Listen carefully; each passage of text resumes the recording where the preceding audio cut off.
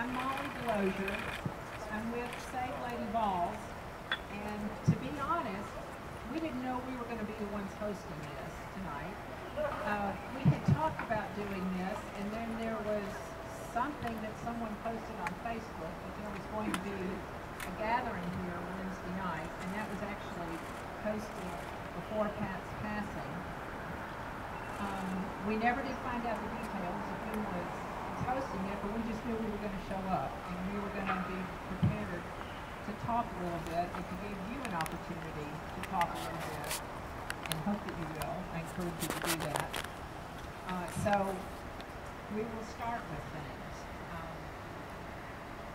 Just to get a little business out of the way, we have some buckets up here. If you would like to donate to Pat's Foundation, we're taking up a collection for that. There are also copies of the petition that have been sold to Save Lady Vols. And there are some cards that have also been passed out about contacting some key people by phone, by telephone, in our efforts to bring back the logo. We are all grieving in our own way. We are all here because Pat touched our lives in some way. Some of us knew her, some of us didn't, but it didn't matter. She impacted our lives. And if you were like me, you probably spent as much time as you could in front of the TV set yesterday watching all of the stories and accolades and honors come in.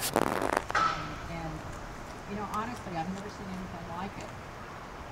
And to think that she was one of us, you know, absolutely amazing. And she's not just about her win-loss record. If that was all she was about, we wouldn't be here. She's so much more than that. And so much more than women's collegiate basketball, although that's obviously where she made her name. We all love Pat. And there have been lots of tears shed. I am grateful that she is at peace now. And I really feel in my heart of hearts that the thing that we can do most to honor her is to get the logos back that symbolizes everything that she built and stood for. If anybody from the university was watching TV yesterday, I hope that they learned something. Learned what we've been trying to tell them for some time. But we need an army of people who are more committed than they have been since the rebranding decision was first announced, because, as you know, it has been really an uphill battle.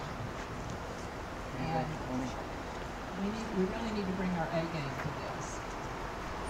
Okay. Enough of business.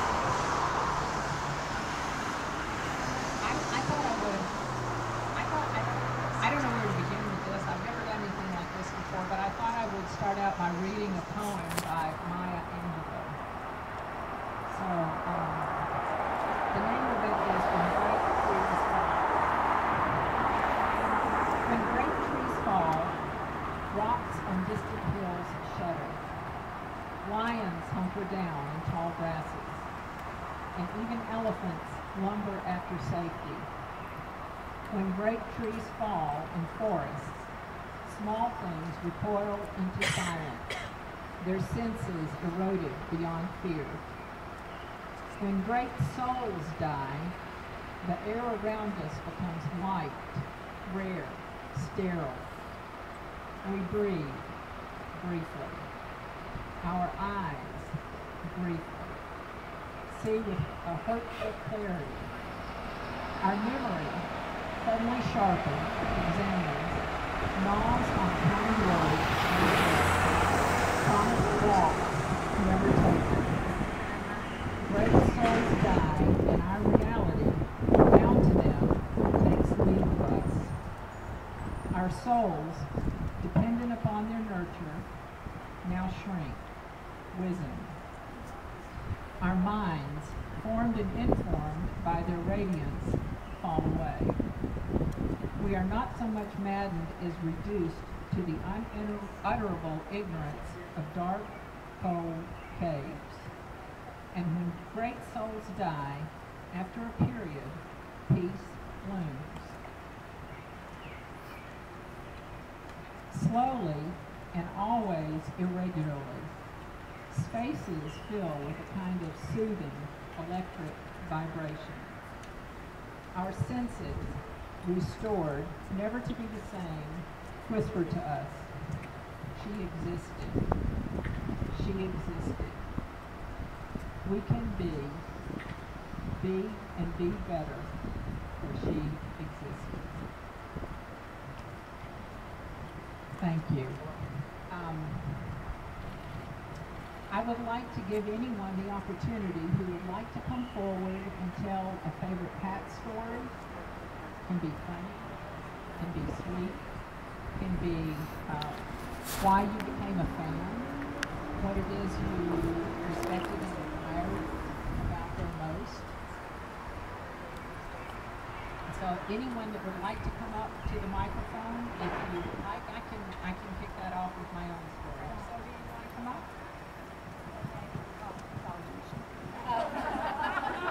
As you all well know, I don't have any trouble talking. I know so many of us have Rocky Talk on our phone. Well, I was doing the 127 flea market, and my phone rang. Of course, it was Rocky Talk. I thought at the same time. What happened that the guy was from Alabama. And he said, are you a friend or a fan of the Lady Balls? And I said, oh yes. I said, Pat Summitt's the best. And he said, well, let me tell you. I didn't think too much about it, but he says, about a year ago, we had like a Boys and Girls Club or something, and we asked her to come. And we had a set fee in which to give her. And he said she gave the most wonderful talk. She was so gracious, and everything went so well, and we just had a packed house.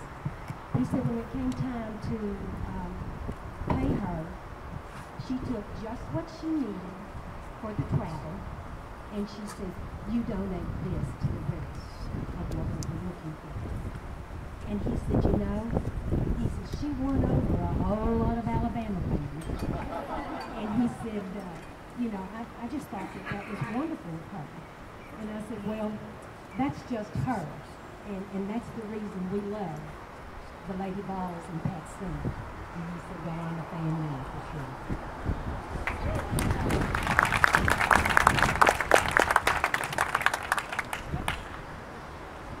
Someone else?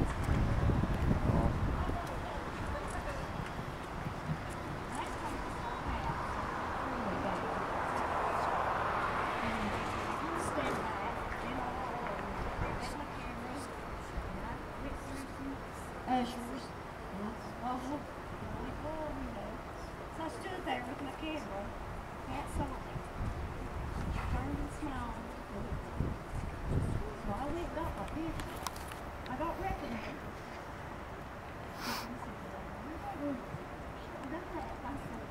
You look at her and tell her no.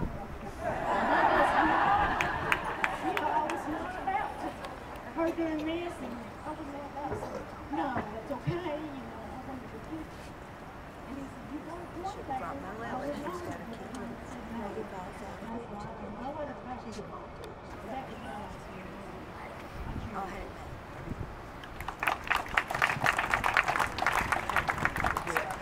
Someone else? I'll tell you my story. It's not really a Pat story in the same way you all are. I was a swimmer at UT in the fall of 1974, which was right after Title IX was voted in, but it hadn't really been implemented yet. And we had a great men's team at that time here. Ray Buzzard was on fire and doing a great job with them. We had the women's team was coached by Janie Barkman, who was a two-time Olympic gold medalist, who at that time it was really more of a volunteer job than a paying job. She was a kindergarten teacher. If she hadn't taught kindergarten, she could not have paid her bills. The men had practice times in the morning before classes, and 3 to 5 in the afternoon after classes. Really the best times to have the pool. And this was at the old City Aquatic Center. And we got the pool when nobody else wanted it. From 7 to 9 at night. Their operating budget.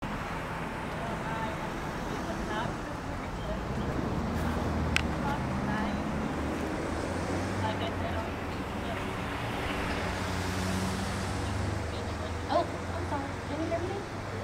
Good, okay. I'm just so speechless. The Lady Ball, most of it, the golf team, just Tennessee, Knoxville, Tennessee has become my family. I'm originally not from here. I'm from Las Vegas. But the traditions, the legacy, everything that the Lady Ball stands for, obviously stands for, because it's not gone away yet. The Lady Ball and family is what I do. I'm very close to my family, and I love my family. One of this new wonderful family. I've got my family back at home. Little Sophie, if you hear, just dancing around her little future Lady Ball. But Coach Summit, I remember walking to my car. I had a rough day. She drove by me, honked her horn. Hey, that's my golfer! Starts waving. But I just remember she was not, just a coach. She was an inspiration leader. She was a motivator. She would give us talks in the locker room right before our tournament. And she was supposed to have it be on crutches and stay off that foot, but she said, I'd be doggone if they're going to see me coming into that spectator camp and give my talk. She put her tennis shoe on, and her foot was about this big, swollen, and she would still give us motivation speeches, draw pictures for us on the board. We could ask her any question about X's and O's, and she could call you by name, because you came every year.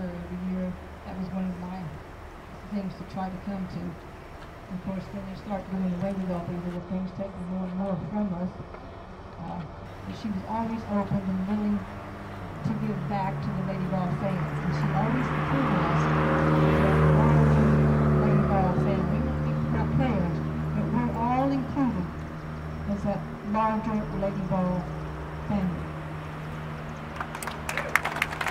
Thank you, Tom.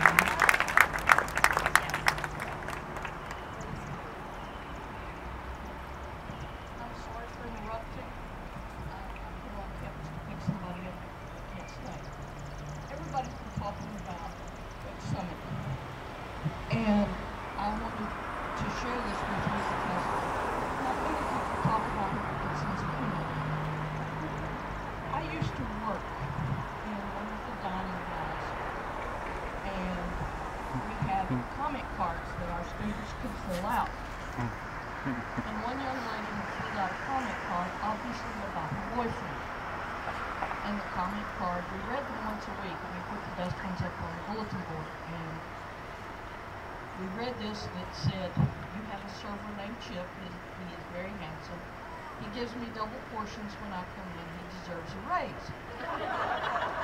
Well, she chickened out to sign her name and instead put Pat Summit at Lady Ball's office. A night or so later, I was going home, I lived in that county, pilot in Knoxville Highway, and he pulls up behind me, oh, Pat Summit.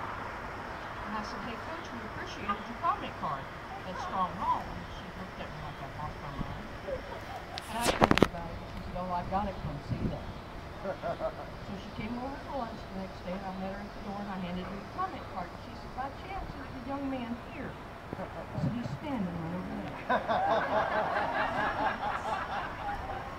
she walked up to him and she said, "Are you Chip?" Well, she knew about the card. He just went back away a little bit. So, "Yes, Coach, I am." "You have a server named Chip. He is very handsome. He gives me double portion of he deserves a raise." And turned away from him. And when his face fell, she just cracked up and put a hug. And somewhere tonight, that former student is feeling that hug from Pat Summit. And I just want to share this one other thing with you. Everybody's seen Charlie Daniels, Halo. I got to know her because I also worked in the dining hall that used to be right over there. And she'd come in a lot. And she expected the same excellence from us as she did from the players. And one afternoon I had made a salad that she particularly liked. So she, "Salad's at cooking." She said, "Where's your name?" I said,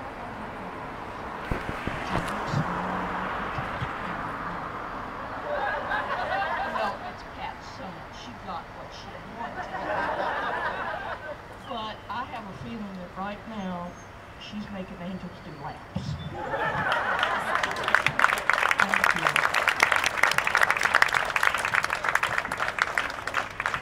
We have a Lady Ball parent of a diver, and I'm wondering if she would like to come forward and say anything.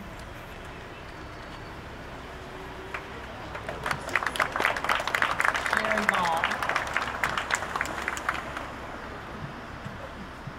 My daughter was a diver here at UT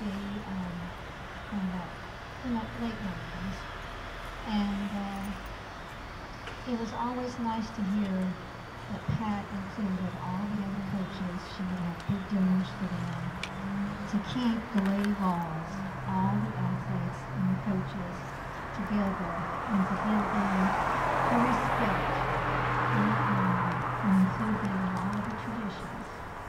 And my daughter is now a coach at Carnegie Mellon in Pittsburgh.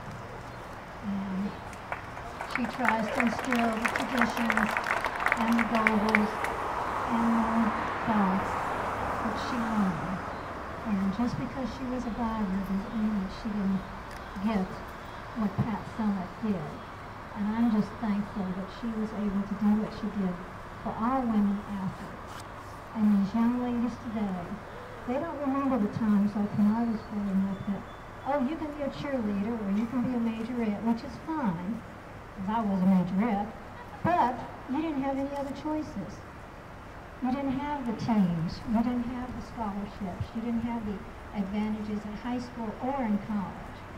And I think we can all be thankful because of what Pat Summit did, that the ladies today have the opportunities that really, most of them don't really appreciate it because they don't know what it was like when people our age were growing up. And all I can say is Pat Summit elevated not only basketball, but women's athletics to the level it is today. And it's an absolute shame that the university doesn't recognize that she was not only for basketball, she was for all women's sports, and even men's sports, because we all have heard the stories of how Peyton Manning. I said, and I thought, you're asking me what to say? I said, you can go in there and read the phone book and you're going to be a hit. She said, no, really, what do I say? I've not had breast cancer. I said, well, I haven't either. And she said, you've been around this organization. I said, Pat, they want to hear you. They want to hear your story. And she said, I want to talk about breast cancer and females and women and how it affects them. I told her a few things, and she went in and you would have thought she had done breast cancer research all of her life. It's just how she was. But as we got to the door to the banquet room, I said, stop just a minute. Now, you've got to remember, this was about the time of the divorce. Until right in the moment, I said, Pat, and somebody opened the doors about that time, and there we stood. I said, Pat, this is going to be bad. She said, what do you mean, Joe? It's going to be bad. I said, it's going to be bad. you're a newly divorced woman, and here you are walking on the arm of another man. But that 30 minutes I got to spend with her that day just reaffirmed what I already knew. Some of you saw my post on Facebook. That she expected the best from everyone around her. But she only expected the best because she was giving her best all the time. And a little boy from Morristown, Tennessee's life got changed a long time ago.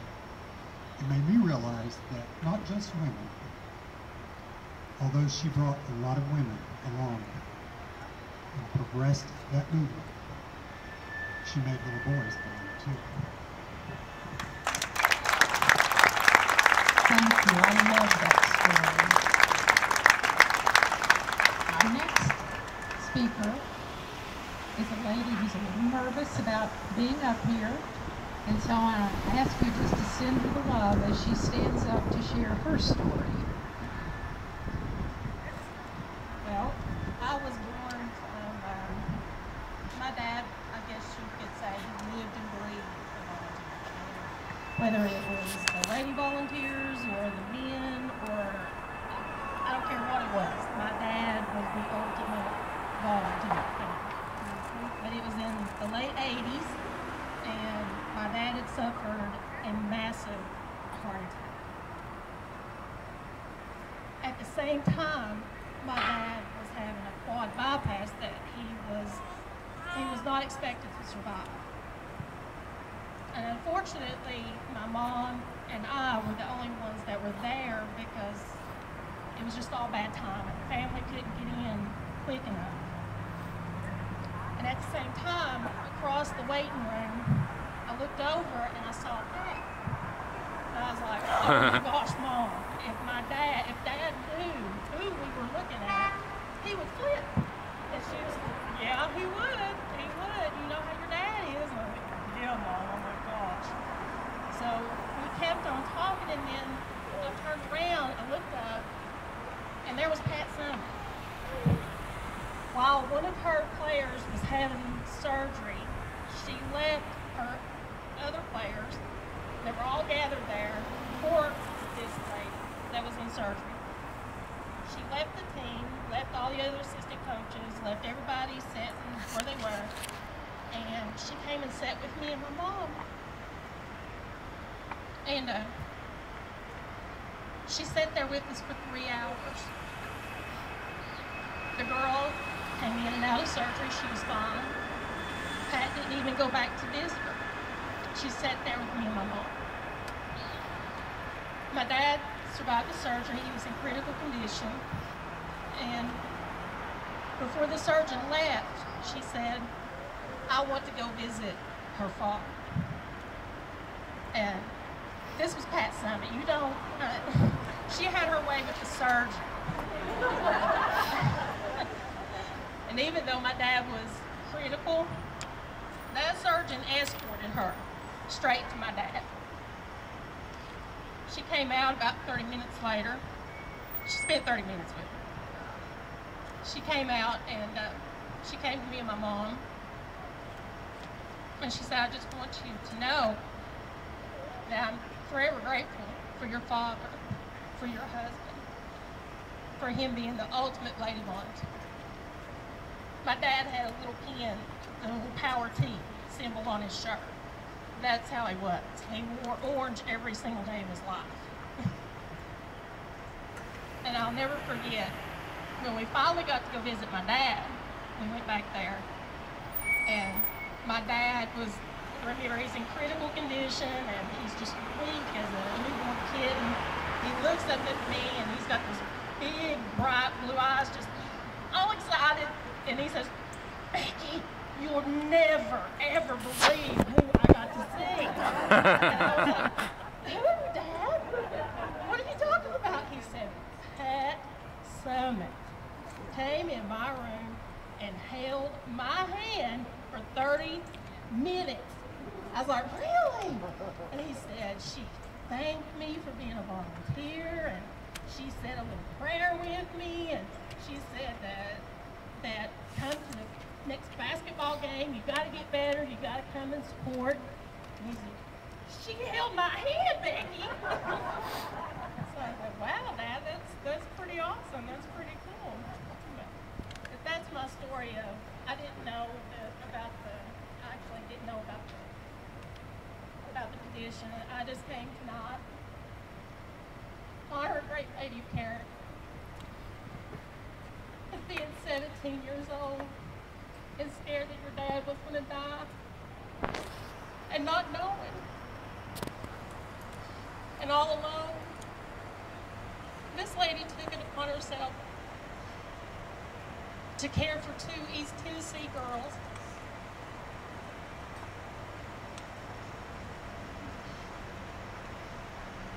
And share her love with me. So I just wanted to honor her tonight and tell her thank you, Pat. Thank you for caring about us. And thank you for caring for my dad.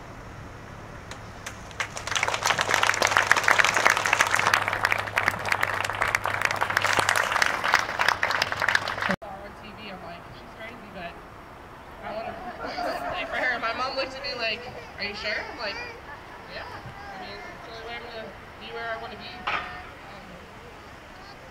I think on behalf of the players, some rough pictures, but on behalf of the players, we're speechless. We're still trying to find something. It sounds cliche, but we're trying to find peace in all of this.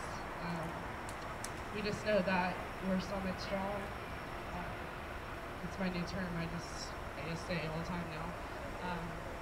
But there's something really powerful behind that. And I know that all of you guys have been a part of it just like we have. You guys have been what has helped build this entire thing. I mean, we say Pat Summitt put us on the map, which obviously she did, but you know, you can only be this big on the map unless you have a population that are surrounding that area.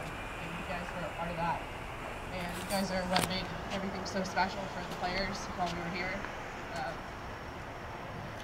It's funny because now I've never felt more pressure on me since Pat has passed away. I'm like, she always knows what I'm doing now, and she always knows if I made a mistake, because I coach now. I'm like, if I make a mistake, like, I have to answer to her, so it's never been more pressure since that, but playing for her is what we always get asked, probably.